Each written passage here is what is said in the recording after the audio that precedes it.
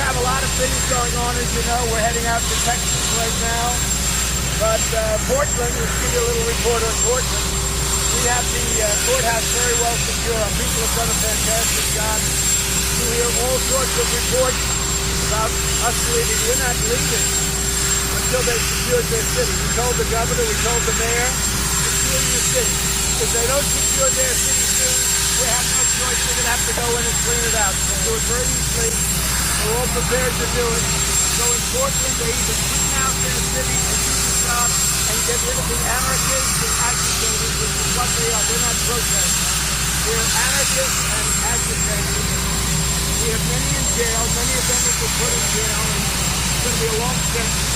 They either clean out their city and do it right, or we're going to have to do it for them. Are you withdrawing troops from Germany? Yes, I think maybe Steve, would you like to say something on that? Well, sorry. As of now, we're very far apart because of that. The president and we have discussed a short-term extension to July and the elections so that we have some period to negotiate before this comes out. And the president we want to work on the eviction so that people don't get evicted. We work on the payments to the people, and the rest of it, we're so far apart, we don't care. We really don't care. We want to take care of the people. The Democrats aren't taking care of the people. The payments aren't enough. The payments aren't enough. You understand that? They're not taking the payments. They're not taking them high enough. The Democrats are not taking care of the people. Nancy Pelosi takes care of herself, but she doesn't take care of anyone else. You look at what's going on with Schumer. So when Schumer and Pelosi can get together and take care of the people, we'll do something. In the meantime, we want to stop eviction because that expires very soon. So we want to stop the eviction. A short-term extension? Kamala Harris as the VP. There's a rumor it's going to be her. It's a fine choice, Kamala Harris. It's a fine choice. So are you saying you want to pass a short-term bill? A short-term bill? Are you saying you want to pass a short-term bill? I don't hear a word you're saying. Are you saying you want to pass a short-term bill? Well, we're looking at it deadline, obviously, this Friday. The president's very focused on legislation and unemployment. And if we can't reach an agreement by then, the president has to look at giving us more time to negotiate. And you The focus on those two things, we want to take care of them now. The rest we can discuss later. They want big bailout money for Democrats that ran cities terribly. Their cities are going down too. You look at Portland, you look at what's going on in Seattle. Democrat-run cities, whether you like it or not, they're terribly run, and they're always overtaxed. So they tax them too much and they run them poorly. And we don't like that. And what the Democrats want is bailout funds. And what we want is we want to take care of people. And we should reward most of this country that's well run. You know, most of the country is very well run. You're watching Portland and you're watching Seattle. You're watching New York where they had a 400% increase in crime. 400%. My city that I love, that I left to do this job, I had a 400% increase. And it's unacceptable. But most of the country is very well run, and Republican cities are very well run. And it's a shame to reward badly run, radical left Democrats with all of this money that they're looking for cities to throw it away on cities that are poorly run. what about the FBI money? Are you confident that Russia did not take sanctions on U.S. troops? I don't know. As I told you, I recently read about it, and since then I've talked about it. Colin Powell says it's not true. And Colin Powell's not exactly somebody that I'm a big fan of. Colin Powell says it's not true. Other people say it's not true.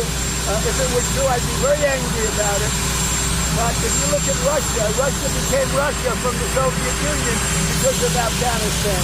They lost a fortune and a lot of people. So I don't know why they'd be doing it, but if you tell me you're doing it, I will certainly take that up into consideration. Are you withdrawing? Respond if Russia did turn out to have done that? How would you respond? I would respond appropriately. Nobody has been tougher on Russia.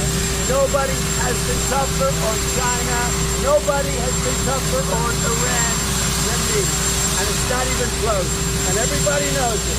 Nobody's been tougher on Russia, China, or anybody else than me, including our allies, NATO, who I got to pay $140 billion more money. $140 billion. You know what that is? And you know why? That's to hold Russia in check. All right? I did Russia no favor. Nobody's been tougher on Russia than I have. President, on NATO, you just gave the order to remove U.S. troops from Germany. How does that keep Russia in check? Well, Germany's delinquent. They haven't paid their fees. They haven't paid their NATO fees. And they're way off. And they've been off for years, and they have no intention of paying it. And the United States has been taken advantage of on trade and on military and on everything else for many years. And I'm here, and I've been straightening it out. But Germany owes billions and billions of dollars to NATO. And why would we keep all of those troops there? And now Germany's saying it's bad for their economy. Well, it's good for our economy. Germany is delinquent. They're at 1%. They should be at 2%. And actually, everybody should be at 4%, not 2%, because 2% is too low. But they're at 1%.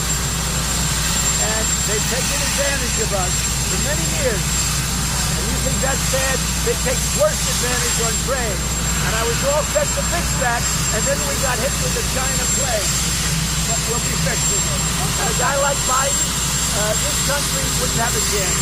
With Biden, our country wouldn't have a chance. Go ahead. In terms of China, they closed our consulate in 10 years. Are you feeling a response to that move by China? No, we'll see what happens. Are you dropping the demand for FBI money, the FBI building? So the FBI building, they've been trying to build a new building for many years. Right. Many years. They were thinking about going very far away, but you have to be near the Justice Department. You don't want to be too far away where they have to drive for an hour, hour and a half. Because they had a site way out in Virginia, way out in Maryland. And I said, the best place is right where it is, the best piece of property in Washington. I'm very good at real estate. So I said, we'll build a new FBI building. Let's build a new FBI building. Either a renovation of the existing, or even better would be a new building. Right. So we have that in the bill. It should say, people have wanted a new FBI building now for 15 to 20 years. But Republicans don't want it in the bill. Then Republicans should go back to school and learn. You need a new building. It's a bad building. It's a dangerous building. You have slabs falling off. It's not a good building from the inside. It's a very expensive building. They need a new building. And we can do it very easily. For me, it would be very, I would make sure you build a great building at a fraction of the cost, and they can have it done quickly. So the FBI building is not new. This is something they've been talking about for many years.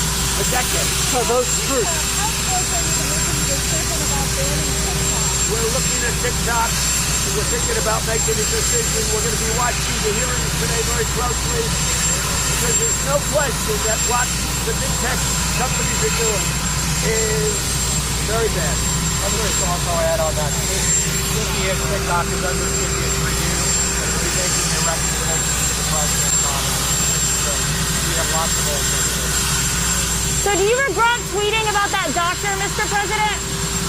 Do you regret tweeting about that doctor yesterday? Regret what? Stella Emanuel, the doctor. Do you wish you had not retweeted that? I was very impressed with her and other doctors that stood with her. I think she made sense, but I know nothing about it. I just saw her on, making a statement with very respected doctors.